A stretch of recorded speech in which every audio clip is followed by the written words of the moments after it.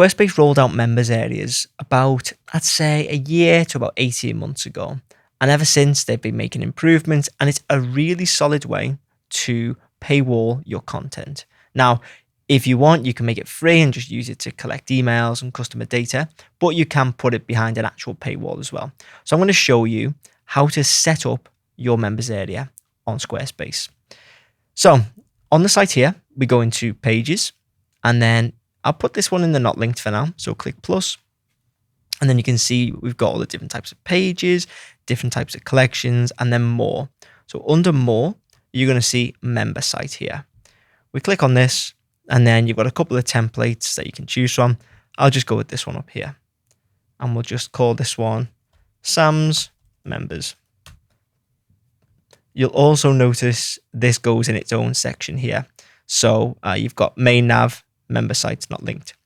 So let's go into here, and it's going to say pricing plan required. So before you can push this live, you need to add your pricing plan. So create your pricing plan, and you can give multiple tiers for this if you wish. So if we look here, you can set a fixed amount, you can set a subscription, or you can make it free. Just for the sake of ease, I'll just make this one free for now. Then you can give your pricing plan a name. So just say, I'm going to call this one entry or free. We'll call this one free entry. How about that?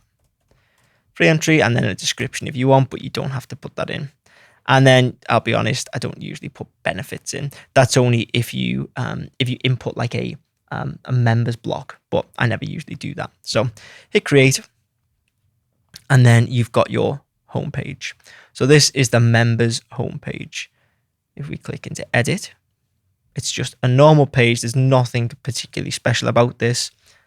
Well, there's literally nothing special about this. It's just a standard Squarespace page. The only difference is to access this page, you have to go through a paywall, and you can see the paywall here. So this is what the paywall page will look like. There isn't much customization. It's just when someone tries to go onto the link that's paywalled, this is what they're presented with. So ideally, what you want to do is set up a separate sign up page for this. This is almost like an error page where people can just go, okay, well, I guess I'll sign up. But ideally, what you want to do is you want to come out the members area to allow people to sign up. You want to go into your main nav, and we'll create a blank page, and we'll say sales page. So this is going to be where someone could sign up for the page, and that capital A is going to annoy me. So let me change that name. Lovely jubbly.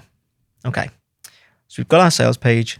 Click on edit, and we can start to add some content in. So let's say sign up for my members area. And then what we can do underneath is we can put, let's find digital products. Perfect. And then you can see here, this is a digital product block. So let's say we've created our free plan. So you can ignore these for now. In fact, what I'll do to make things even easier for you is I'll just delete them. We'll keep popular because there's only one tier. How about that? Okay, great. So double click the product, pricing plan, and we're going to go free entry.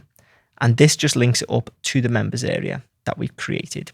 So what happens is when someone comes onto the page, this is a nicer, I made that in about 2 seconds. So it's not the most aesthetic, but it's a lot better than the paywall page. So someone comes on, they can click sign up. It's going to prompt them to put their name in, email, password. And then if it's free, they'll just go straight into the course. If it's paid, they'll go to a checkout. Then they'll check out. And then what you have is the members area. So the navigation changes. You can see here, it just becomes a drop down with all of the different pages that you add into the members area. So you can add whatever you want. Obviously, the most popular one is going to be courses. So this is where you can begin to add all your course content. Now, with the course content, that's a completely separate video on how to populate all of these. But if we quickly just dip in here, you'll see you can have all of your lessons. You can put a video in. You can put the description in for the video, any resources under there. But I digress. So we'll go back here, and you can see within Sam's members area, you've got the home page, which is just like a welcome page. Like hey, welcome, you get all this gated content essentially. So we've got the homepage, we've got the course page, and if you want, you can do like a blog, which again, you could paywall inside of a free members area. But again, probably a separate video. Then you can have a store, a portfolio, whatever you want. What I'm going to do here is I'm just going to put a contact form in here. So let's go contact, pop that in, and you can then have a private area where people can contact you. This could work for so many different types of businesses.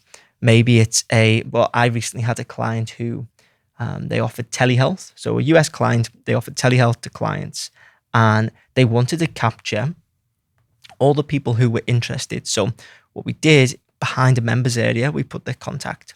So if you want to get in touch with us, you have to be a member, and the membership was free. They come through, and then they will become a proper member, and they go into a paid members area. So lots of different like niche cases for this. But yeah, you can put whatever you want behind there. If you wanted to make it paid, go back in the plans, create a new plan. We'll call this one paid. Take out the description and the benefits, fixed amount. You could say maybe we want to split this over 12 months. So 12 payments for the first 12 months, 90. Or if you're like the telehealth client, click on subscription and you could make it, $100 or £100 per month. Once you're happy, hit save, and you've got a couple of different pricing plans here. So hopefully you found that useful. If you did, please make sure to leave a like and hit subscribe. And if you want me to build your Squarespace website, you can get in touch using the links in the description.